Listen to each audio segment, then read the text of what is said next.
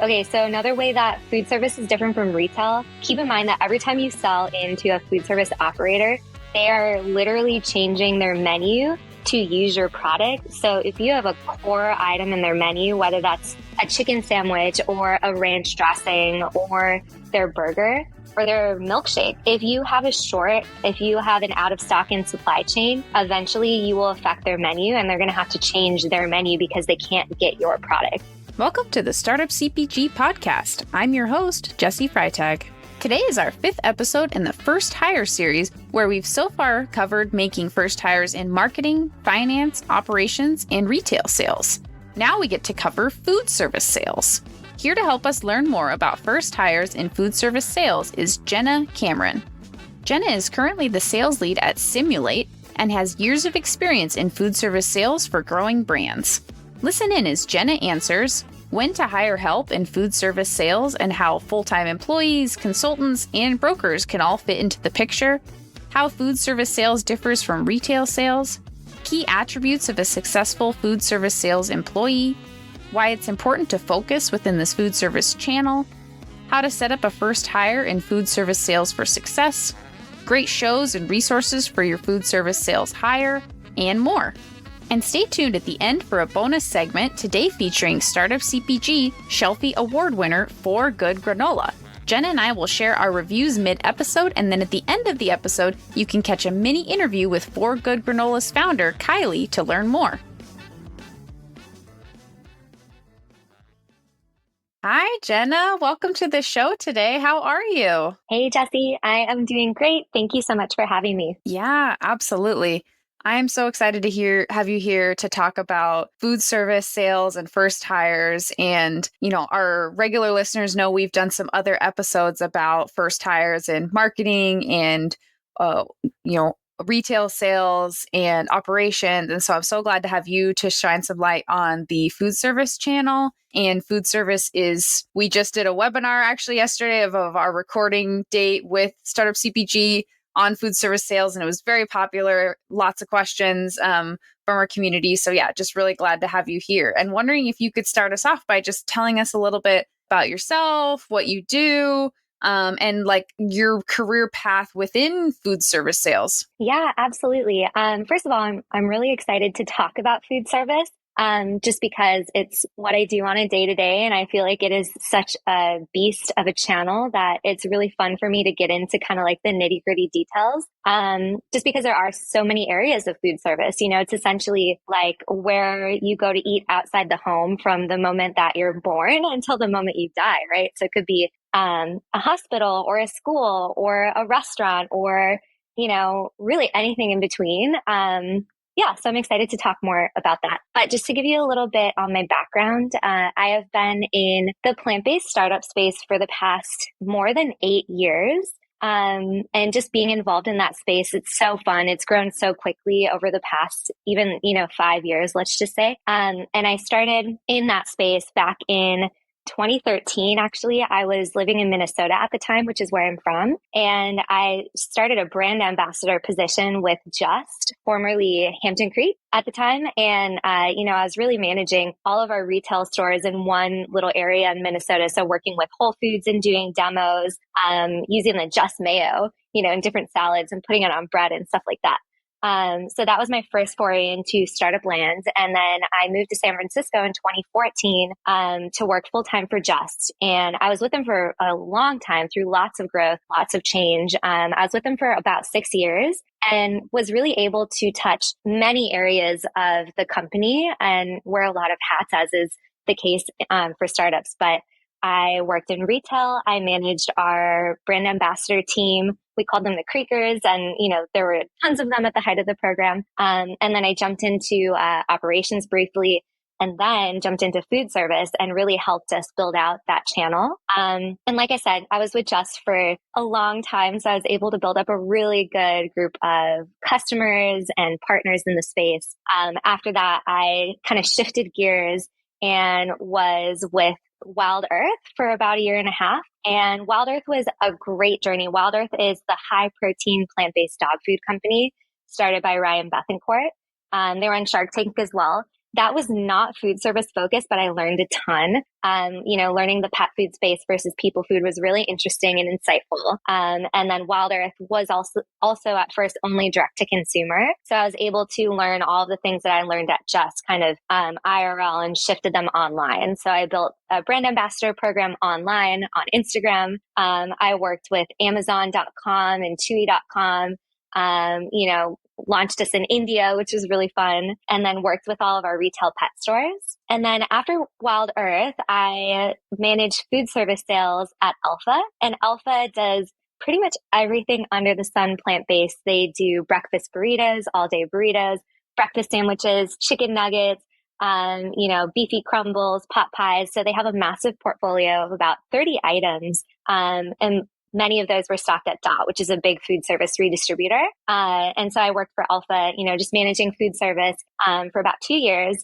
And then just this week, I have announced a new role with Simulate, and I will be working to build out the food service channel for Simulate along with our amazing team of about 40 people. That's awesome. And congratulations on your new role. And can you tell us a little bit about, I know I've seen Simulate I think I've seen some of the marketing and everything. Can you tell us a little bit about what they do? Yeah, absolutely. So Simulate, they used to be called Nugs. So that might be, the brand that people are a little more familiar with. But because Simulate doesn't only make chicken nuggets now, they recently rebranded to Simulate. And it pretty much sums it up all in the name. So at Simulate, we make simulations of meats, specifically chicken, and, working to make the best possible simulation of those meat-based items. So right now we do chicken nuggets, spicy chicken nuggets, chicken tenders, and we just launched 2 new items in food service specifically, chicken cutlets and strips, which I'm really excited about. I just got to try them at the office this week. Nice. That's awesome. And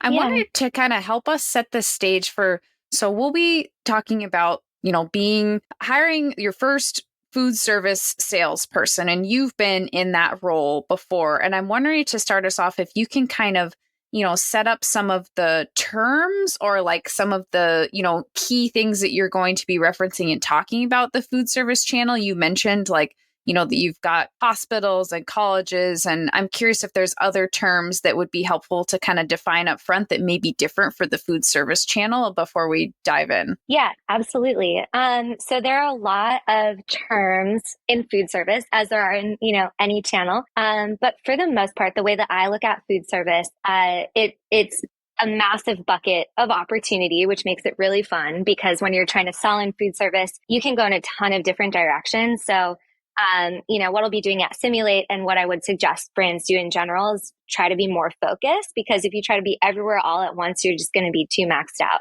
But essentially the way I look at food service is 2 buckets. You have non-commercial and commercial. So commercial accounts would include restaurant chains, QSRs.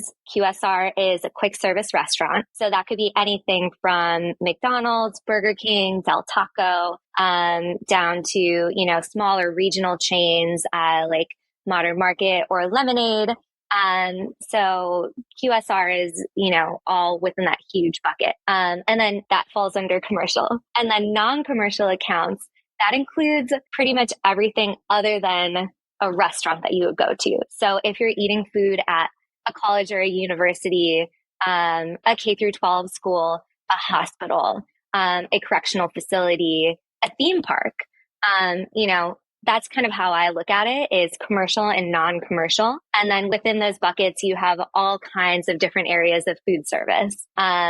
So yeah, I guess that's kind of how I look at it. And then within that, so you have all of those, sorry, this is like a roundabout way to say it. All of those are operators. So operators are, like places that you would go to eat and you'd spend money. It's, forward facing. All of the operators pull from distributors, and distribution is a really important component of food service as well. So where are all those operators ordering their tomatoes or their chicken nuggets or their condiments? They're getting them from distributors. And distributors can also vary. They can be small and regional. One of my favorite Bay Area distributors is called Buy Right. Even though they're located here in the Bay Area, they're actually the 24th largest distributor in the US.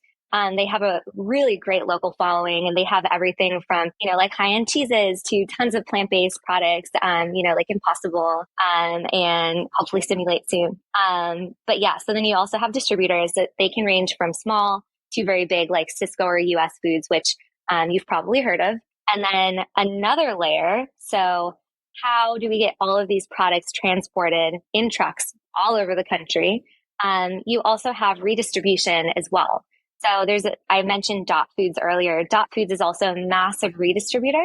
And what that means is they will sell to people like Cisco, US Foods, Buy Right, and many, regional distributors in between to help them get all of the products they're looking for and essentially like Tetris them together on a truck, to make it easier to order like a smaller quantity for the operators. Right. Okay. And some of the sometimes there will be some distributor overlap with the retail channel as well, right? Like sometimes someone in food service may also order from UNFI depending on what type of place it is. Yeah, absolutely. And UNFI has they have a whole food service arm as well.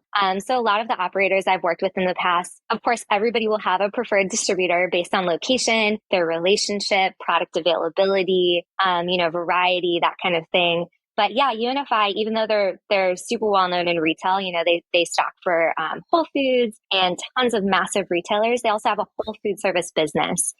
So they will service, restaurant chains and restaurants. Restaurant is the deli space within retail. So yeah, there's a lot of opportunity in UNFI too. Yeah, that's very interesting. And when you've been like in that first hire role and, and you've been getting up to speed or learning, are there any things that you found have kind of like the key functions that someone that's going to be focused in food service sales, like, that should be covered in their job function? I would say don't be afraid to just jump in and start doing things. Because I have pretty much only worked in the startup space, I have had the opportunity to be thrown into a lot of different roles and situations. So I learned food service simply by doing, and I learned it from the ground up. But, kind of like I mentioned before, when you approach food service, it can be daunting and overwhelming. So I would try to do your best to be focused and figure out where you have a product market fit, so really look at, okay, who are you targeting from a consumer base? Where are they shopping? Where are they eating? And kind of try to define yourself from there. Because you can slice food service into so many segments and smaller segments and smaller segments, that it really helps, especially at the beginning, to focus your efforts. If you make, for example, a vegan pepperoni, maybe you want to target pizza chains. And, you can work with like regional, larger pizza chains. You can attend pizza specific shows like the Pizza Expo. But yeah, I would really try to isolate the segments that you're looking to target in food service and start there. And then of course you have to build your distributor strategy around that too.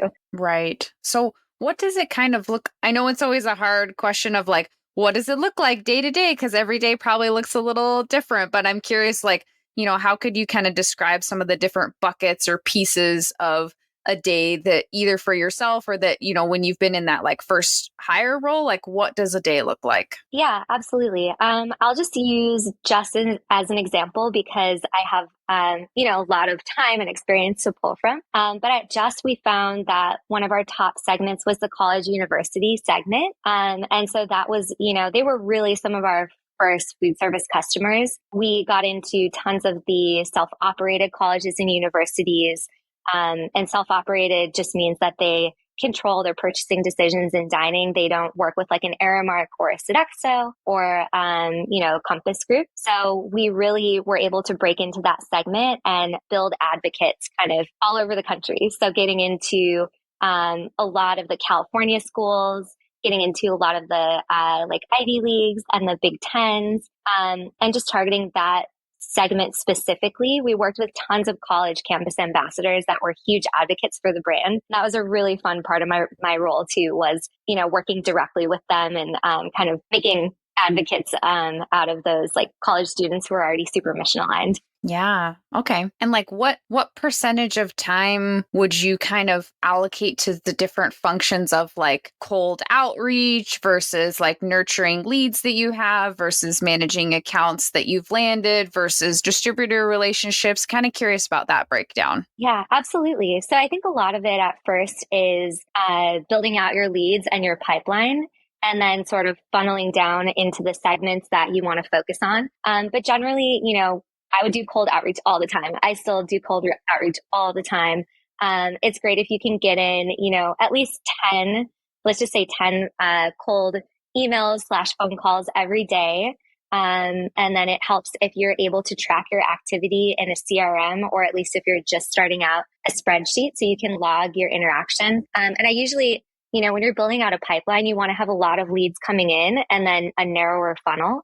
So I would try to do a lot of reach out, crafting, personalized cold emails, and then following up with phone calls, every 7 days, and then using that as a starting point to build the pipeline. And then, of course, you always have to not target super large opportunities at first, and start a little bit smaller and build up from there. So I would focus on a lot of regional chains, versus reaching out to McDonald's right away. And are you generally building the relationship with the accounts first and then working on the distributor setup, distributor relationship after? Or is it some of doing both, of getting into the distributors and trying to sell into the accounts? Sometimes it can be very simultaneous. When you're building out a food service channel from the ground up, often you won't have a lot of distributors to start, which is totally fine.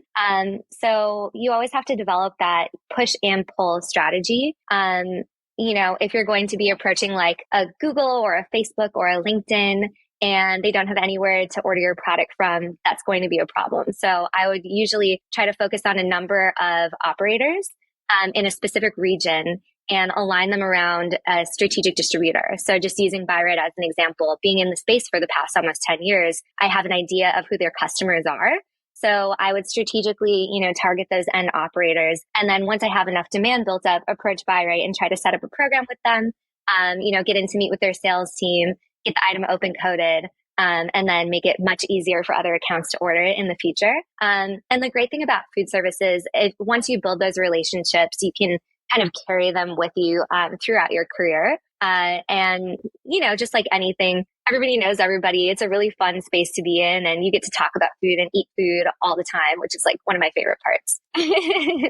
And then you can also find accounts that, they're big enough on their own that they can provide that pull for you. And I think the college university segment can be great for that. UC Berkeley could potentially get an item stocked at Buy Right if they really like it. Usually they can meet that minimum to get an item in. Interesting. And from a brand side, a lot of the brands in our community, it's founder, co-founder, maybe they're up to a team of, 2 or 3 people, maybe even 5. What advice would you have for deciding when it's time to hire help, specifically in the food service channel? Like, what considerations are there for hiring someone in food service? And and then from there we can go into whether that person should, be contractor full time. But curious about your perspective on when is a brand ready to consider all right, it's time that we have someone dedicated or partially dedicated to the food service channel. Yeah. I think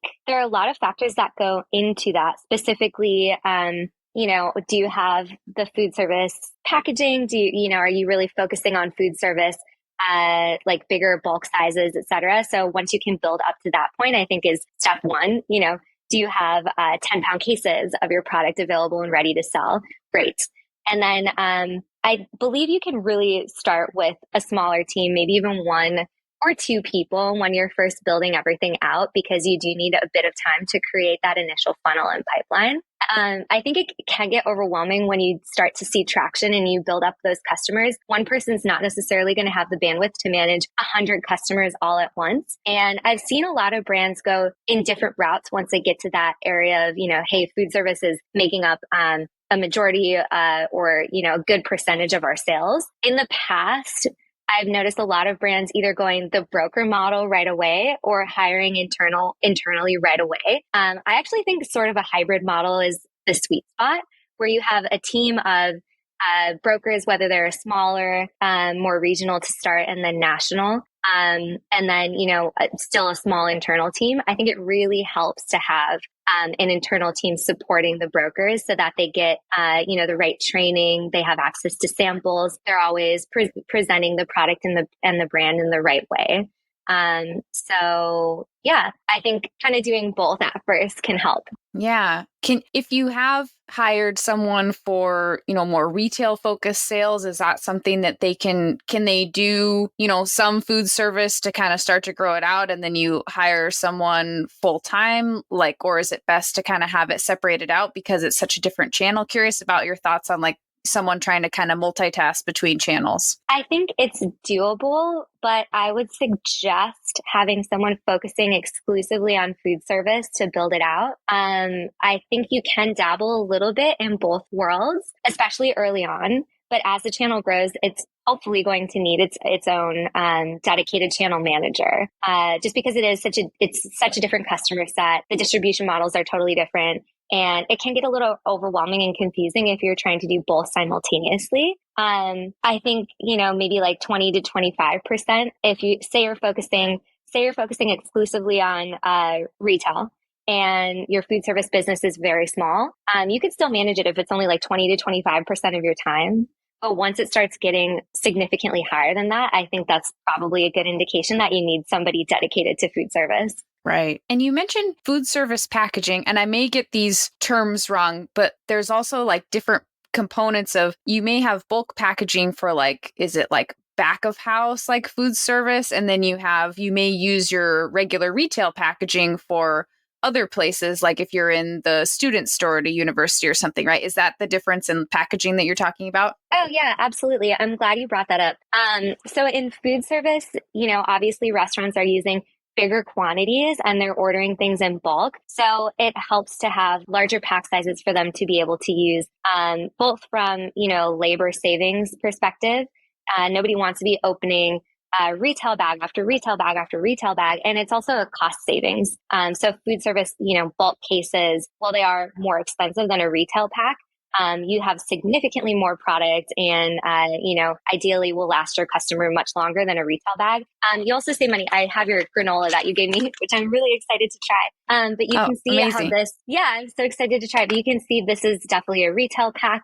It has beautiful branding. It has all the information on the front and the back.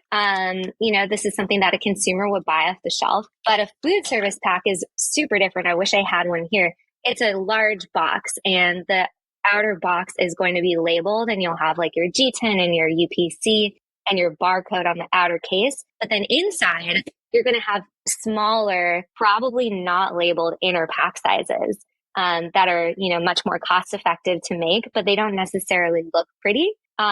So yeah, they look very different. Okay. Yeah. And they're going to different types of, you're selling them in for different methods of that they're going to be used for. Yes, absolutely. So say you have a 10-pound case of chicken nuggets, for example. They're probably going to be packed in 2 5-pound bags so that your operator can grab the 5 pounds, rip open the top of the bag or with a knife and pour them in the air fryer. And, your food service customers can completely vary across the board. So let's just say you're working with a stadium and it's game day and they're super busy. They definitely do not want to be dealing with those retail packs. They're going to be just taking those bags and pouring them in the deep fryer and serving them to a line of people as fast as possible. And they cook within 2 to 3 minutes. Yeah. Right. Yeah. Whereas you might have your little retail pack be in the student store or something, and a student might be buying 4 nuggets to take home and heat up in their microwave in their dorm room or something. Yeah, exactly. And that's actually a great area where you can cross promote and brand. If you're in a college university, they have many dining halls on site. So colleges and universities can have, let's just say, 12 dining halls on site. They also have the little micro markets. So if you get a product stocked into the back of house at a college or university, you can cross promote and brand by getting your retail pack size, in the cooler, the grab and go area. And I always like to leverage that specific area for events too. So just going back to college ambassadors, if you're working with these college students to set up events on campus, they can have a table branded tablecloth and work with the chefs to do a sampling or tasting of the food service pack, and then direct students to go and grab some for their dorm room from the micro market. So it is actually ideal if your brand can hit both of those areas. So when I'm reaching out to C&U specifically, I always try to approach back of house and front of house for the added exposure. Right. Okay. And then what would you say as far as like, personality types or traits that you look for someone that is going to be successful in food service, or what traits have you found in yourself that have been helped you be successful in this type of work that if a brand is hiring, to help look for and find the right fit? Yeah, that's a great question. So what I would look for in a food service employee is somebody who obviously loves food and being in the food industry. I think it's great if there's, a personal passion or a story behind it. Just being in the space for so long, I feel lucky I get to work with a lot of super talented chefs and, people with allergies and dietary restrictions that have these amazing passionate stories for the food that they make and, why they're here. So I think passion alone is definitely a great quality to have. But just in general, being in food service is all about building relationships and, loving networking and the ability to kind of throw yourself into any situation. I can't even tell you how many meetings and cuttings that I've done where something has changed. I don't have a piece of equipment. I have to do everything in a microwave. I'm presenting on a workbench in the back of a kitchen and everybody's like rushing around during the middle of a crazy lunch rush.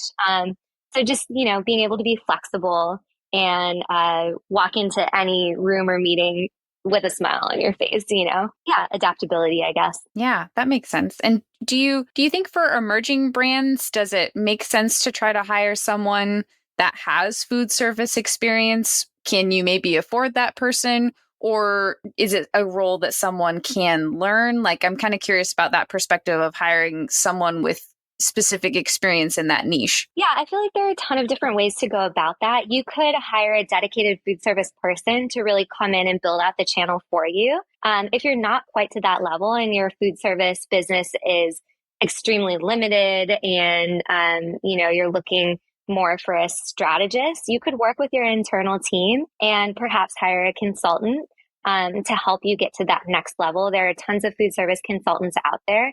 Food service is a quite difficult channel to break into with no connections, no experience, and no insight.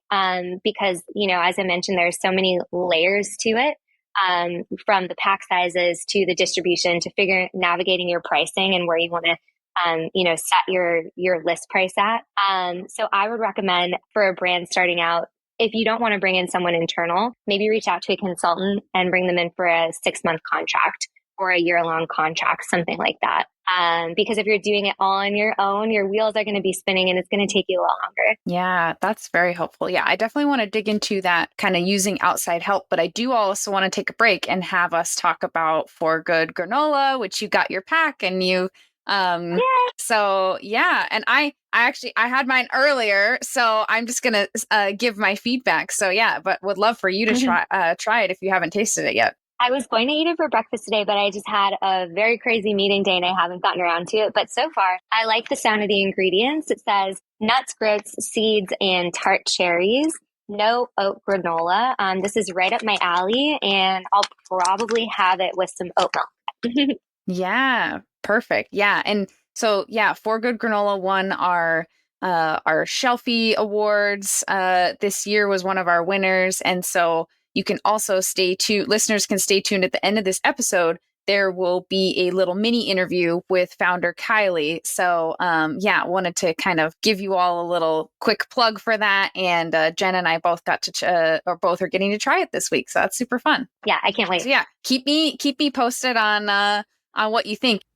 Quick pause. Jenna sent me her review after we recorded, so I wanted to share that with you. Super excited to try this no oat granola. It's the first time I've had this, and I'm totally addicted. It has nuts, groats, seeds, and tart cherries instead of oats. What I like most about it is that it's not super sweet. You can actually taste a little hint of sea salt in there, and I love that. And I've been eating it with oat milk. It's so good. I loved the samples Kiley sent me, and you'll hear in the interview at the end more about how Kiley's background as a chef helped her create such an incredible multi-sensorial granola. Yeah, so going into, you mentioned, potentially utilizing a consultant, which came up a lot in our other first hire episodes of, maybe you hire an operations consultant to set up your operations and then an internal person manages, or maybe you hire a fractional CFO and then you have a bookkeeper internally, like those kind of, pieces. So I definitely am curious about your perspective on like how finding the right consultant or fractional person to work with in the food service side. Like what is there to look for? You mentioned that there's potentially quite a few options. So like kind of how do you navigate that? Who do you start with and decide to work with, as an emerging brand? Yeah, it honestly is pretty difficult to navigate that. And we have tried in the past all kinds of different approaches with the companies that I've been. I remember at Just, and this is a little bit different than a consultant, but we hired a large national broker. And at the time, I feel like it was a little too soon for us to have this huge national broker with, 700 some employees when we had only a fraction of that. And we went and trained all of them and put a ton of effort and work into it, only to really, at the end of the day, not see the ROI after like months of effort. So I think it's important to look at where you're at, really focus on how big your food service business is today, and where you want to be, and set realistic goals as you're looking into hiring someone internally, working with brokers, hiring a consultant, and then again focusing on the channels you want to break into. There are definitely channel specific consultants and brokers. So I've had a lot of success in the past working with CNU specific consultants. I would be happy to send you a few suggestions after, and names. So CNU, I think, is a great one where you can lean on a consultant because, again, it's all about building those connections and relationships. You could also have a C-store broker or consultant. So, really breaking into that convenience space tends to be very specialized and strategic. So that's another area I would recommend a category specific consultant. Same thing with the military, can be very hard to break into, as is K through 12. So those are all like channel specific where you can bring in just like one person or a couple people to help you grow those channels. You can also work with a strategic advisor or smaller broker to help you across the board in food service. And that can mean, breaking into QSRs, regional chains, starting to build relationships with chains that have like 200 or less locations, breaking into distribution. And, a smaller broker consultant would maybe have like 6 or 7 or 8 employees all over the country, but they would be specialists in their area. So if you wanted to start a little larger where you still have some feet on the street, but you don't necessarily have a bunch of internal dedicated people, that might be a good place to start. There are a lot of areas of food service that can get quite complex when you're navigating the paperwork and the pricing and everything. So even, placing bids for K through 12 or trying to get into Sodexo or Compass Group and navigating those programs, or working on a national contract for Cisco. It really helps to have someone who's done that before and can kind of speak that language and tell you what to do and what not to do. And there, are plenty of options along in that bucket of, smaller strategic consultants that can help you in food service as a whole and really define where you want to go. They can even help you create like food service marketing collateral. Because food service marketing looks a lot different from retail marketing, instead of having this, again, this like, I keep pulling it up, instead of having this like beautiful package on the shelf, you need to create food service specific sell sheets and spec sheets that have all of the product information, the different ways to cook it, whether that's in a microwave or a deep fryer or a turbo chef or on the stove. The shelf life, how long can it be slacked out, refrigerated? All of those like very food service specific components, you can lean on an advisor to help you build them. Yeah, that's interesting. I'm curious about some other differences as far as like when you're in food service sales and you're interacting and building out accounts, how it maybe differs from retail when, if you're trying to get in Sprouts, let's say there's a review calendar and there's all these like very there's a very specific type of way of doing something. I'm curious how that compares to food service and then what that looks like then as far as your, how you're interacting with operators or, people that you're trying to sell into. Yeah, that's a great question. It varies across the board. You can definitely get lucky. And if you are working with a chain and they say, I have demand for something plant-based right now, I really need a plant-based chicken tender, and you send it to them and they're like, great, I love it. They could bring it in. It may take a bit longer if you're not stocked in their preferred distributor, but that could take maybe a couple of months. If you are working with a larger, QSR, it's probably going to take a lot longer than that, a year, maybe even more. But there is definitely seasonality in food service. That being said, it's not the same as a category reset. But just speaking specifically to college university, because I know that segment very well, they are looking at new items in like February or March. There are actually some strategic shows that you can attend during that time frame, for the upcoming semester. So say you're trying to get into a bunch of CNUs in 2023, my recommendation would be to start talking to them and approaching them, earlier in the year, maybe attend some strategic trade shows in March, and then get them ready to start ordering their product in July for the fall semester. So, I would really hit as many CNUs as you can with that like seasonality in mind. And then for larger opportunities, try to get in front of them at the start of the year so that as they're planning their menu for Q3, Q4, or the following year, you can get in at the right time. And you can also, again, work with consultants to make sure you're a part of those bids as they come up and that you're not missing any opportunities. Right. And so if you are a first hire or an early hire within food service sales, and you are doing the hybrid model that you spoke to earlier, if you also have a broker, what would you say is helpful for really maximizing that broker relationship? Because at least when we've talked about brokers on the show previously with first hires and retail sales, brokers aren't like a set it and forget it. Like you pay them and then just magically everything works out. So like, what are some things that you should focus on to maximize the broker relationship in food service? And then that also kind of, tells us some things that, some skills that we would want to first hire in food service sales to have as far as managing that broker relationship. Yeah, absolutely. That is a great question, how to successfully manage brokers. I've worked with tons of brokers in the past, some with, very, very large organizations and some more smaller and strategic, like I was just talking about. But at the end of the day, you're totally right. You can't expect a broker to just be your brand advocate and expert out of the gate. That's not fair to them. You're not setting up your brand for success. You're not setting up your broker for success. So I would say, developing a strong training out the gate is always really beneficial. Go over all the products in detail, make sure they have samples in their home that they can like eat and enjoy and test. I can't stress that enough.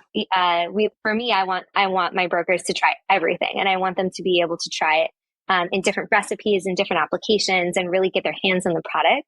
And then more generally, I always try to be as available as I can be. The worst case scenario is your broker, has some training. They're excited about the product and the brand. They walk into a meeting and they run into a question that they don't know how to answer. And, and then they're not able to reach someone to help them. Because keep in mind, like your brokers are going to be all over the world. So for me, just being accessible is super important. I've definitely FaceTimed into kitchens with chefs in the past and, kind of like help walk them through remotely. And then just, providing consistent and up-to-date communication. You really need to see your brokers as an extension of your sales force. So whenever you have new information, whether that is sell sheets or new pricing or new product samples or even, new press, or you get into somewhere like a really exciting chain, I try to share all of that stuff out with the brokers to make sure they're up to date and they're excited, they're enabled with all of the information they need, like readily at their fingertips. Right. That makes sense. Yeah. It's some people management of enabling a team to go out and do what they need to do. And then also, again, there are a vendor that you're managing. So some vendor management skills as well in there to make sure that the performance is hitting what you need to, for the team as well, I'm guessing? Yeah, absolutely. In terms of cadence, I usually try to check in with all my brokers every week. It can be scheduled, let's just say every Friday and we check in, but oftentimes it ends up being a little more sporadic around that, just depending on where they are, the momentum.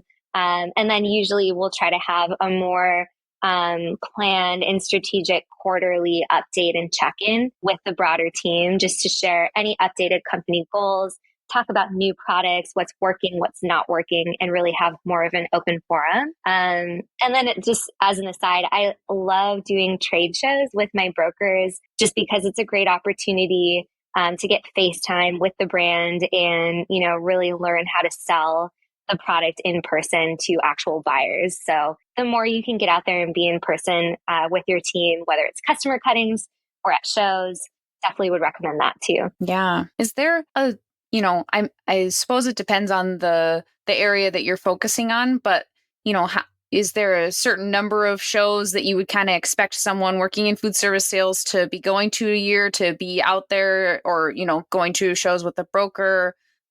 It sounds like there's kind of different shows for different channels. So would kind of traveling to those shows be a key part of the function? Yeah, absolutely. And again, it depends on where you're focusing your efforts, because there are tons of specific trade shows in food service that don't necessarily apply to everyone. Some of my favorite trade shows, the National Restaurant Association show is kind of the biggest one, and that's in Chicago in May. That is kind of where brands launch everything new, exciting, and fun in food service. It's massive, and it's a great opportunity to get your brand out there if you're new and if you have something new to launch. I will note that that one's on the more expensive side.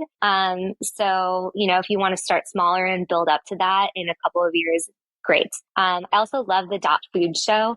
That, again, is a big redistributor in food service. I've had a ton of success working with them over the years. They have a national accounts team as well. And so they're really plugged into national operators, QSRs. They have good relationships with them.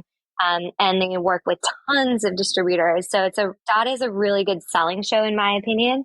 That one I think is in April and is usually in St. Louis, Missouri. So if you're stocked with Dot and you have products there, I would definitely do that one.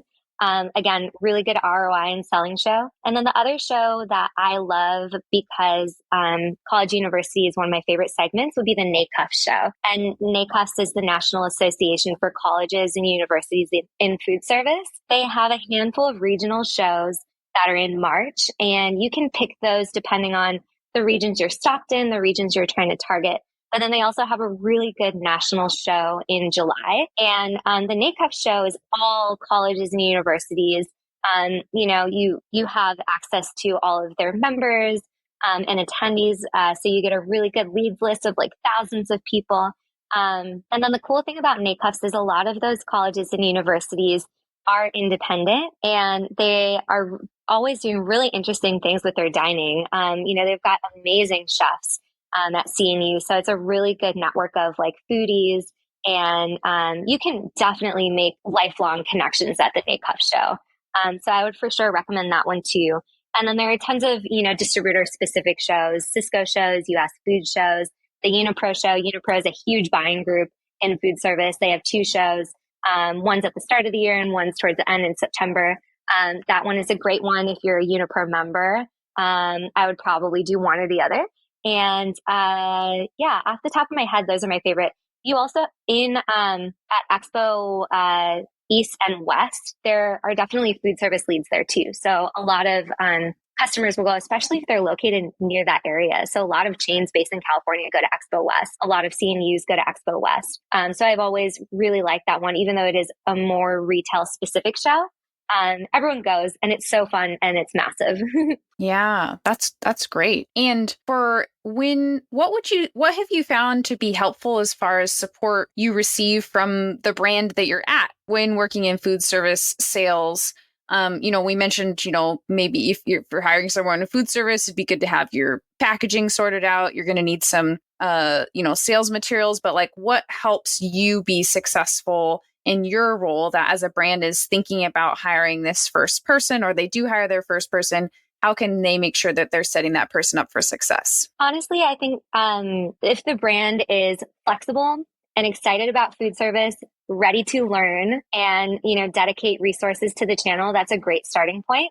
More specifically, food service will need completely separate marketing materials than the retail channel needs. And that can be the things I already mentioned, like sell sheets and spec sheets, food service packaging, outer case labels, etc. But then, they will also need high resolution food photography, recipe shots, even better, like recipe videos. Whereas in retail, it's more on the packaging and product front. And food service, you want to make people hungry when they're looking at your food, whether it's on a sell sheet or it's on a menu. So really having that photography and, the food shots is super helpful. So having a marketing team that's willing to be flexible and kind of like deliver those assets is a really nice thing to have. Mm-hmm. Yeah. And then is food service sales, we've talked about this again when we talked about first hires and sales otherwise, but generally should brands be expecting to have some sort of base plus a bonus model, or what should you expect as far as how someone in food service sales is going to be compensated? Are there kind of standard ways that that's set up? Yeah, that's a really good question. I think building out incentives for any sales opportunity is the right move. But in food service, I would say definitely structure your role with a base plus an incentive. That could be 20, 25%. In the startup space specifically, it is always awesome to have shares as part of your hiring package too. I think in general, that just makes you feel more of an owner of the brand or the company, which is true because you actually own shares. So I think that is a lucrative incentive in addition. But yeah, I would say base plus 20, 25% commission is pretty good. Yeah. Okay. Are there any, you mentioned that it's maybe easy to get overwhelmed by all the different options or ways that, directions you can go within food service. Are there any other kind of like pitfalls or things that you see happen within, the early days of building out the food service channel that brands can avoid? Definitely. Okay, so another way that food service is different from retail, keep in mind that every time you sell into a food service operator, they are literally changing their menu to use your product. So if you have a core item in their menu, whether that's a chicken sandwich or a ranch dressing or their burger, or their milkshake. If you have an out of stock in supply chain, eventually you will affect their menu and they're going to have to change their menu because they can't get your product. I have heard this from operators so many times, and it could be about my brand or another brand, where the distributor shows up at their door and that product that they need for their menu is just not there. It's swapped out for something else. It's not included at all. So this causes a lot of frustration in food service and can be really hard for your operators. So just as a food service employee, I always try to be ahead of that situation. If I can give my operator, my friend, a call and say, hey, just a heads up, we ran into a short, you will be seeing this. That saves everybody so much time and frustration. If you can okay, great. One, come up with a solution, get them product, but at the very least, give them a heads up that something is happening that will affect their business. I think that just helps you, maintain a great relationship in the long term. So that would be one thing. I'm trying to think if there's anything else that just like pops to the top of my mind. I run into that all the time, so that's why it's very fresh in my mind. Yeah, that's a great one. Cool. Well, I also wanted to fit in, you also do work with the Vegan Women's Summit, and can you share just a little bit about that with us as we wrap up? Yeah, absolutely. So I'm super excited to be on the Vegan Women's Summit team this year. The Vegan Women's Summit is an amazing event. In 2022, it occurred in LA, and it's a great opportunity for women founders and people in the space, in the cell-based and the plant-based space, to come and network and meet other women founders, attend events. Again, it's not just for women. We highly encourage men to attend as well. Like I said, this year was in LA, but next year we're going to New York. Next year, we have pretty much doubled the number of attendees we can hold because we sold out this year. So we're going to have 1,500 attendees. It's a 3-day event. We're having 50 speakers this year versus 25 last year. It's a beautiful space called 99 Scott, and it will include a day long of speaking and panels and delicious food trucks of all the latest, hottest plant-based brands and cell-based brands. And then we'll also offer a networking fair with like VCs and buyers and potential employees for your company. And we'll include a VIP after party and a reception hosted by Mayor Eric Adams. There are still tickets left. So if you would like to attend, I encourage you to go pick one up. It will probably sell out. And it's going to be really fun. Amazing. Yeah, I'll put the link in the show notes. I'm currently reading The Future of Food is Female by the Vegan Women Summit founder. So that's awesome. I love that you're involved. And I will make sure that that's there in case hopefully people can grab tickets and attend. Well, this has been awesome, Jenna. Thank you so much for sharing your knowledge with us. This is so helpful to get to hear from your journey within food service sales. And so just so appreciate you being here and sharing with us today. Yeah, it was my pleasure. Thank you so much for having me, and happy to answer any follow-up questions that may pop up. Awesome. Can people connect with you on LinkedIn? Is that the best way to find you in the world? Yeah, please connect with me on LinkedIn. I would love to talk to you. Okay, I'll put a link to your LinkedIn profile in the show notes. And but thank you again. So great to have you here today. Yeah, thanks so much, Jessie. I really enjoyed it. Don't go anywhere just yet. Keep listening for my interview with For Good Granola.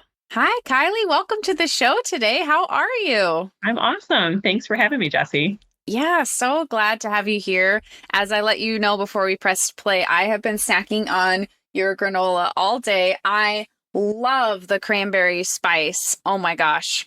I really love it. So good. I love cranberry in general. So that's a new favorite. So thank you so much for sharing with me, and just so glad to have you here to get to hear more of the story. And, maybe start us off by just telling us a little more about your products. And then from there, we can kind of dig into the background.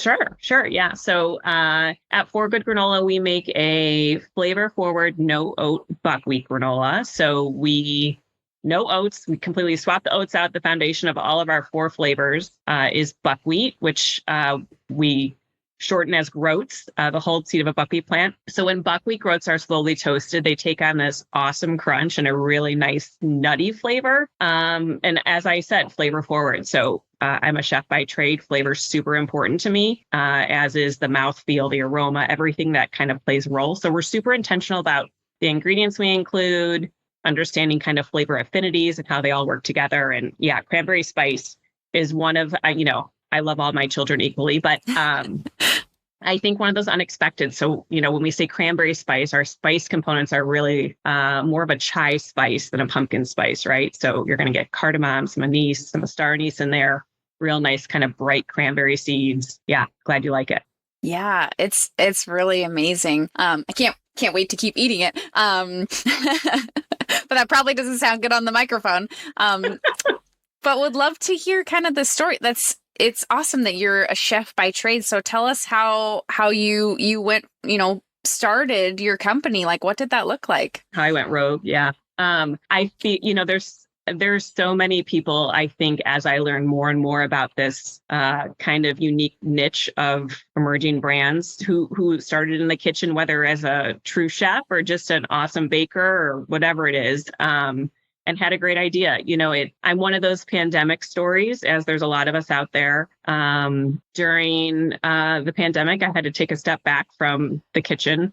A lot of my kitchen work was within chef instruction and private chef work. And so not a whole lot of people were welcoming outsiders into their home at the time. And then in kind of conjunction with that, I started doing a lot more home time with my family and my kids. I've got 3 kids, 2 of which are superheroes, as I call them, who have significant disabilities. And, I've never before really had the opportunity to kind of do something that had a personal connection to my life. And it was really my way of, how do I get myself back into my chef mode, doing something that I love in the kitchen, and merge it with my personal love, which is obviously my family and my kids. And So the For Good is obviously our granola is great for you. But for me, the For Good is we give to organizations that engage, empower, and elevate kids and adults with disabilities. And obviously that's, super important to me, real close to my heart. Wow, that's so cool. I also love that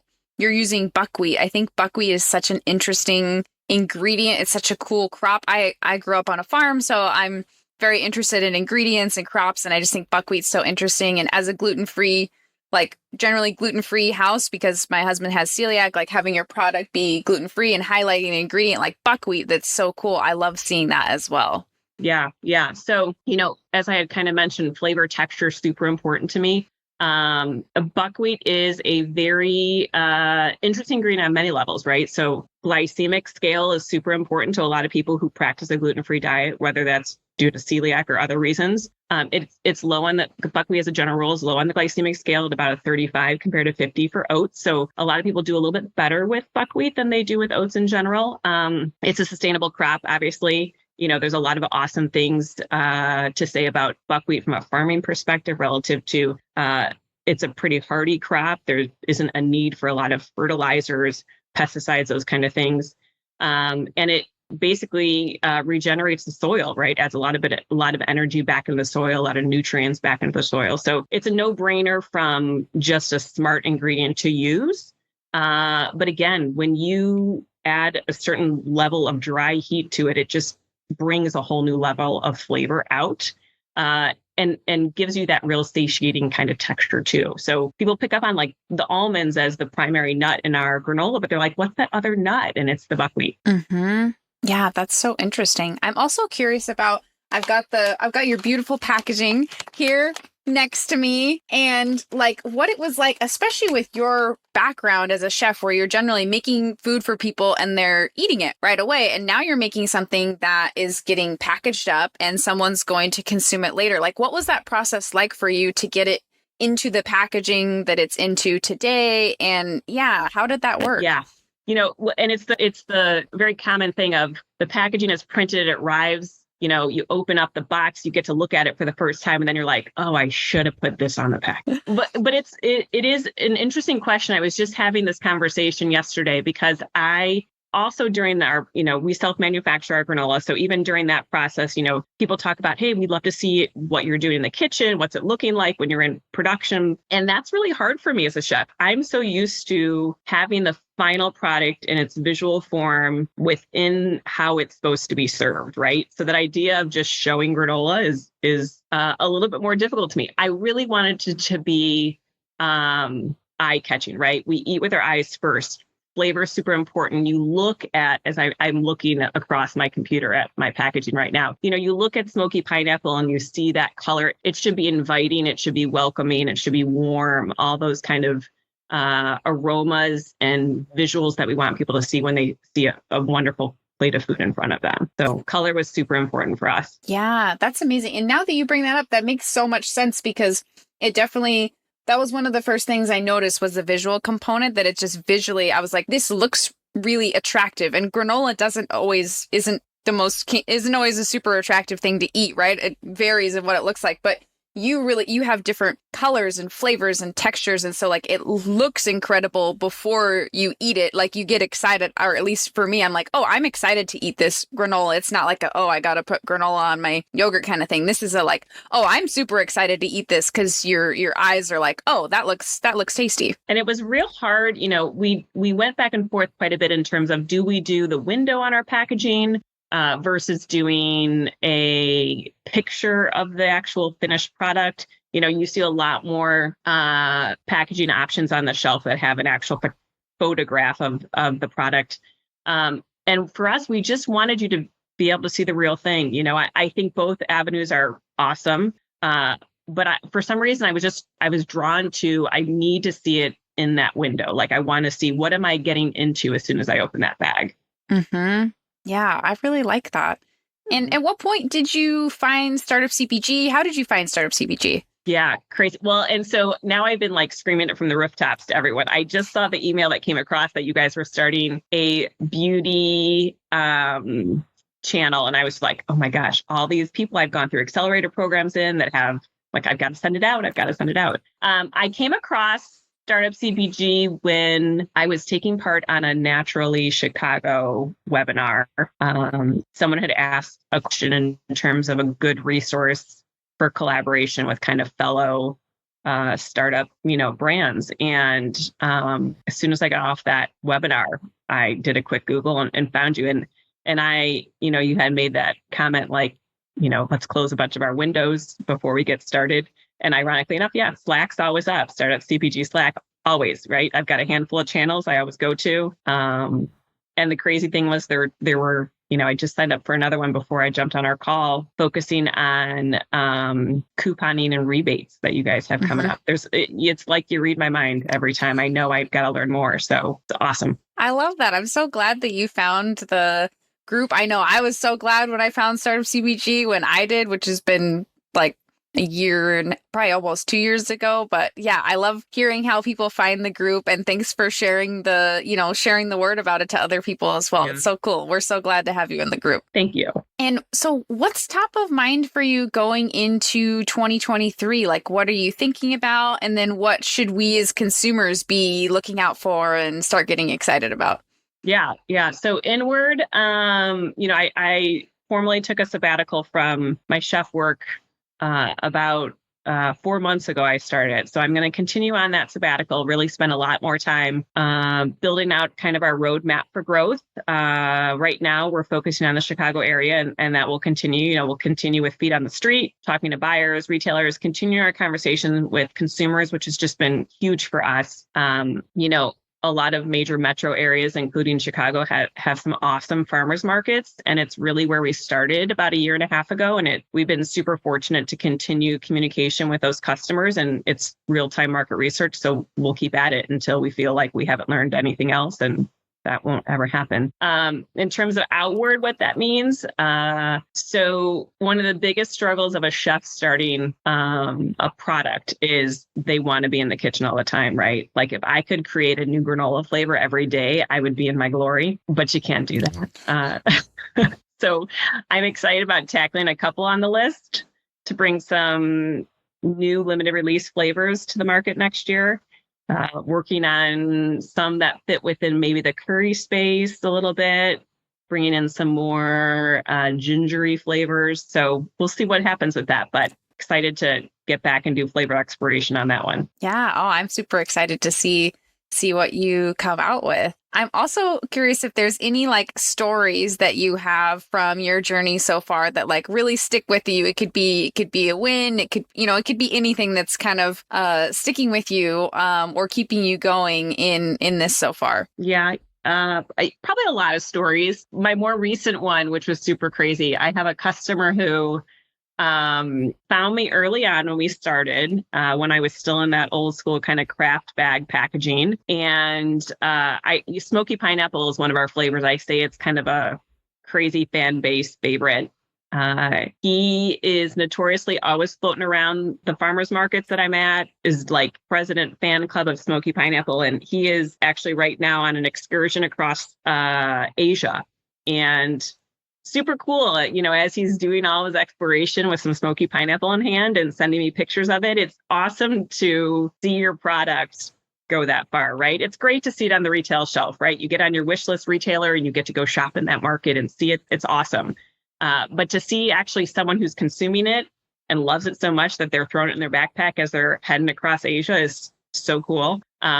So that's been neat to kind of follow his journey and share it with the rest of my consumers on Instagram and where it's been and where it's headed. But yeah, the joke is right now, smoky pineapple has definitely gotten the most mileage. I love it. That's so cool. That's amazing. Yeah. Wow. And can you tell us about some of the organizations that you support through the product as well? Yeah. So I had mentioned our Crafted for Good mission in terms of supporting organizations that engage, empower, and elevate kids and adults with disabilities. There's a lot out there, and obviously having that personal connection, I'm familiar with several that we have been able to benefit from, but at the same time, there's a lot out there that I don't even know about. And so that's been super cool to learn about a space I thought I knew a whole lot about that I didn't. So whether it's bringing further understanding to people who don't quite understand that world of disabilities or don't live in it, to show them how they can make a difference. The coolest thing, we just did a partnership with an organization called Clearbrook that primarily works with adults. And I just got a message from Vicky, who I worked with there last week, and she basically had shared, the donation that we made through kind of our specific focus on that partner through sales. We were able to buy iPads for these residents. 175 residents now had access, to these 4 iPads, which basically allowed them to do job training, access job opportunities, Zoom with their families, do recreational skill sets, emotional social learning that they otherwise wouldn't have access to. So that's the kind of stuff that's super cool, right? Money means a lot, but at the same time, when you hear those tangible outputs that you're helping with, even as someone who knows how much that need is out there, being able to put that visual in my head is so rewarding, right? And makes it so important for us to continue to find those organizations to partner with and support them as much as we can. Wow, that's amazing. Yeah. That's so cool. Well, yeah. I can't wait to keep following along, and that all of us at Startup CPG are cheering you on. And I encourage everyone, go to forgoodgranola.com, and then on Instagram you can follow at forgoodfoods and follow along, because I'm super excited. I hope everyone goes and checks it out and gets some of your granola in their life, because I think they're going to be very, very pleased that they do. So I'm so glad that you could join me today and that I could get to learn a little bit more about you and your story. Thank you so much for sharing with me. Thanks, Jessie. I appreciate you making the time. And I got to tell you, you guys are awesome. Everything that you're doing at Startup CPG, we couldn't be more grateful for just the support you're given and the energy that you put out there to everyone. It's huge. So thank you. Thank you for listening in today. I'm so honored you joined me for this conversation, and I love hearing from you all with feedback, suggestions, or if you just want to say hi at podcast@startupcpg.com, or you can find me on LinkedIn. If you liked this episode, we'd love for you to share it with a friend or colleague, subscribe so you don't miss future episodes, and maybe even leave us a 5-star review on Apple Podcasts. If you aren't yet in our Slack community of founders and experts, we'd love to see you there. You can get the free invite at startupcpg.com and find all our other awesome resources there, like webinars, databases, the blog, the magazine, and virtual and in-person events. And if you found yourself rocking out to our intro and outro music, which I do every single time, make sure to check out the Super Fantastics on Spotify. It's the band of our Startup CPG founder, Daniel Scharf. I'm Jessie Freitag, your host and producer, and on behalf of the whole team at Startup CPG, thank you for being here and see you next week.